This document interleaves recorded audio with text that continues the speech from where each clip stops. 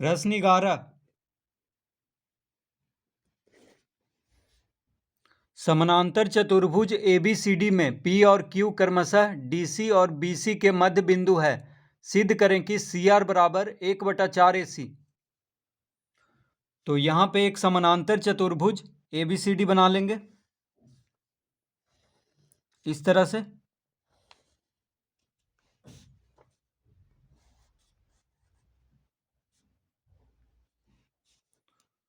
तो इसको नाम देंगे ABCD। कह रहा है समानांतर चतुर्भुज ABCD में P और Q, तो P जो है DC का मध्य बिंदु है। P किसका मध्य बिंदु है? DC का। तो यहाँ पे P लिख देंगे। और BC का मध्य बिंदु है Q, तो यहाँ पे लिखेंगे Q। PQ को मिला देंगे।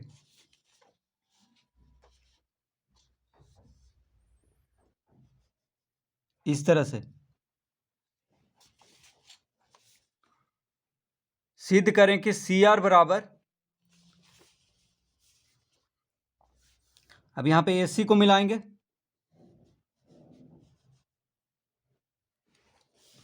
और यहां पे R लिखेंगे। तो सिद्ध करना है कि CR जो होगा AC का 1/4 होगा। CR बराबर 1/4AC, ये सिद्ध करना है। तो यहां पे हम लिखेंगे दिया है,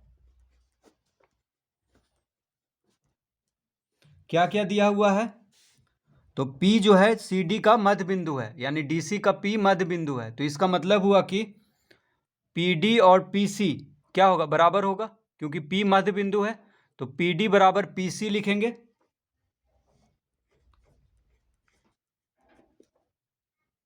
PD बराबर PC।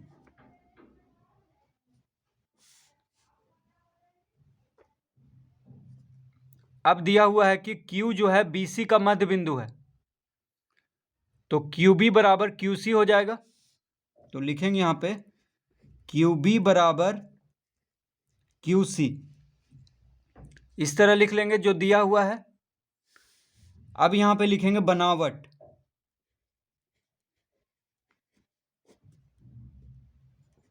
तो बनावट में क्या करेंगे? तो लिखेंगे BD को मिलाया, BD को मिला देंगे। तो यहां पे BD को मिला लेते हैं इस तरह से। और यहां पे जहां पे दोनों विकर्ण मिल रहा है वहां पे O लिख देंगे।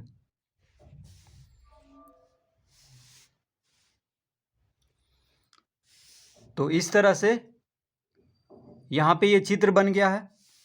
अब यहां पे हम लिखेंगे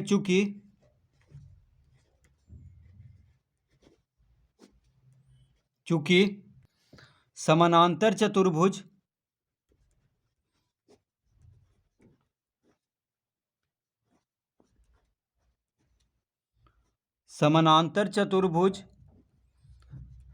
ABCD में समानांतर चतुर्भुज ABCD में OD बराबर OB, OD बराबर OB तथा OC बराबर OA। तो समानांतर चतुर्भुज में क्या हो जाएगा? OD बराबर OB तथा OC बराबर OA। ये कैसे होगा? तो समानांतर चतुर्भुज में हम जानते हैं कि उसका विकर्ण जो होता है आपस में एक दूसरे को समद्विभाजित करता है। तो AC और BD क्या है? विकर्ण है यहाँ पे समानांतर चतुर्भुज ABCD का। तो AC और BD विकर्ण हो गया। तो समानांतर चतुर्भुज का विकर्ण आपस में क्या करता है? एक दूसरे को समद्विभाजित करता है। इसका मतलब OD और OB बराबर हो जाएगा। उसी तरह OA और OC क्या हो जाएगा? बराबर। तो वही हम यहाँ पे लिखे हैं, समानांतर चतुर्भुज ABCD में OD बराबर OB तथा OC बराबर OA। तो OC को हम लिख सकते हैं 1/2AC। ये कैसे हुआ? तो देखिए ओ सी और ओ ए बराबर है, तो यानी ओ सी ओ ए बराबर है, ठीक है। तो ओ सी को हम कह सकते हैं कि ए सी का आधा होगा, या ओ ए को हम कह सकते हैं कि ए सी का आधा होगा, ठीक है। यानी ये पूरा जो ए सी है ये ओ सी का दुगना होगा या ओ ए का दुगना होगा, क्योंकि यहाँ पे मध्य बिंदु है यहाँ पे, यानी दो ओ ए और ओ सी बराबर हो रहा है।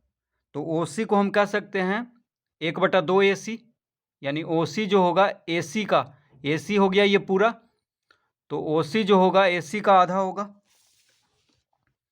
तो इस तरह हम लिख सकते हैं ओ सी बराबर ओ ए बराबर 1/2 ए सी, यानी ओ सी ए सी का आधा होगा या ओ ए भी ए सी का आधा होगा।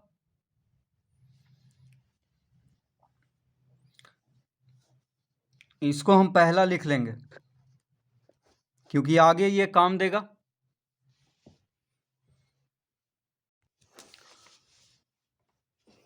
अब त्रिभुज बी सी डी में, अब त्रिभुज बी सी डी में हम देखेंगे तो क्या क्या दिया हुआ है। पी डी बराबर पी सी, पी डी बराबर पी सी तथा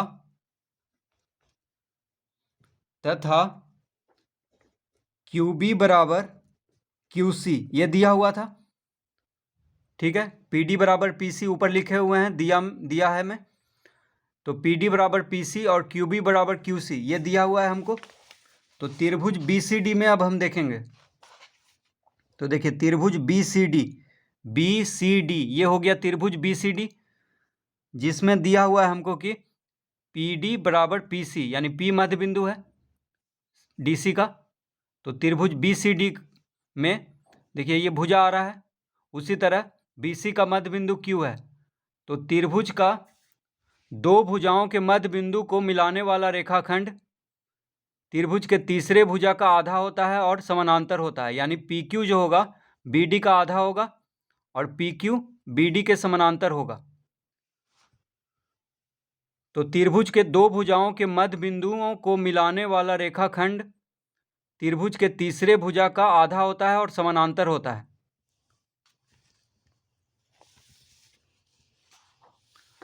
तो त्रिभुज बी सी डी में पी डी बराबर पी सी तथा क्यू बी बराबर क्यू सी, तो लिखेंगे अतः पी क्यू बराबर हाफ बी डी, यानी 1/2 बी डी तथा पी क्यू जो होगा वो समानांतर होगा बी डी के, ये त्रिभुज का नियम है। तो इस तरह लिख लेंगे, या हम इसको लिख सकते हैं क्यू आर समानांतर ओ बी। ये कैसे हो गया, तो देखिए जब पी क्यू समानांतर है बी डी के, पी क्यू किसके समानांतर है, बी डी के, तो पी क्यू में ही क्यू आर आ रहा है। देखिए क्यू आर पी क्यू का ही भाग है, पी क्यू का ही भाग है क्यू आर। तो जब पी क्यू और बी डी समानांतर है तो इसका मतलब क्यू आर और ओ बी भी समानांतर होगा, क्योंकि ओ बी बी डी का ही भाग है। तो क्यू आर समानांतर ओ बी हम लिख सकते हैं।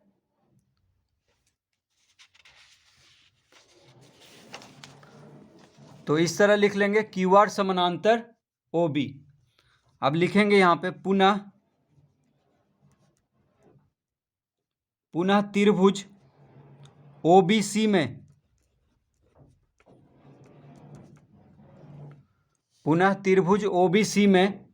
अब त्रिभुज ओ बी सी में हम देखेंगे, देखिए त्रिभुज ओ बी सी कहाँ पे है, तो ओ बी सी इस त्रिभुज में, ओ बी सी देखिए ये छोटा वाला त्रिभुज में, तो छोटा वाला में त्रिभुज में हमको क्या मिल चुका है कि Q जो है बी सी का मध्य बिंदु है, ये तो पहले से पता है, ठीक है, दिया हुआ है।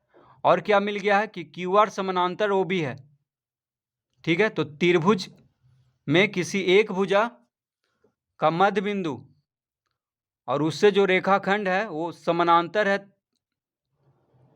तीसरे भुजा का, तो ये भी मध्य बिंदु हो जाएगा। देखिए इस नियम से किसी त्रिभुज के एक भुजा के मध्य बिंदु से दूसरी भुजा के समानांतर खींची गई रेखा तीसरी भुजा को समद्विभाजित करती है। तो कह रहा है किसी त्रिभुज के एक भुजा के मध्य बिंदु से, देखिए ये हम जानते हैं कि मध्य बिंदु है त्रिभुज OBC में, इस छोटे से त्रिभुज में क्यों क्या है, मध्य बिंदु है। तो किसी त्रिभुज के एक भुजा के मध्य बिंदु से दूसरी भुजा के समानांतर खींची गई रेखा, तो QR क्या है, OB का समानांतर है। तो इससे जो खींचा गया रेखा है तीसरी भुजा को समद्विभाजित करती है, यानी OC को समद्विभाजित कर रहा है ये QR, यानी R OC का मध्य बिंदु हो जाएगा। तो लिखेंगे पुनः त्रिभुज OBC में QB बराबर QC, ये तो दिया हुआ था, तथा QR समानांतर OB, QR जो है OB के समानांतर है, ये हम लाए हैं ऊपर में, और QB बराबर QC दिया हुआ है। तो इससे क्या हो जाएगा, तो लिखेंगे अतः CR बराबर OR हो जाएगा, यानी R जब मध्य बिंदु हो गया तो CR और OR बराबर हो जाएगा। तो CR को हम कह सकते हैं OC का आधा, क्योंकि ये दोनों तो बराबर है। तो CR को हम OC हो गया ये पूरा, तो OC का आधा हम कह सकते हैं। तो CR बराबर OR बराबर 1/2 OC हम कह सकते हैं, यानी OR या CR ये दोनों OC का आधा होगा। ठीक है, अब देखिए OC बराबर हम क्या लाए थे, पहला में हम लाए थे कि OC बराबर OA बराबर 1/2 AC, यानी OC के जगह पे हम 1/2 AC लिख सकते हैं, क्योंकि OC जो है AC का आधा है। तो यहाँ पे हम लिख सकते हैं 1/2 गुना OC के जगह पे हम क्या लिख सकते हैं, 1/2 AC, ऊपर में हम ला चुके हैं। ठीक है, क्यों लिख दिए, तो यहाँ पे लिखेंगे पहला हम लिखे थे वहाँ पे, पहला से क्या हुआ, OC के जगह पे हम क्या लिख दिए, 1/2 AC। अब गुना करेंगे 1/2 गुना 1/2 हो जाएगा 1/4 AC। तो यही सिद्ध करना था कि CR जो होगा AC का 1/4 होगा, यानी CR बराबर 1/4 AC आ गया है। तो इस तरह से इसको हल करेंगे।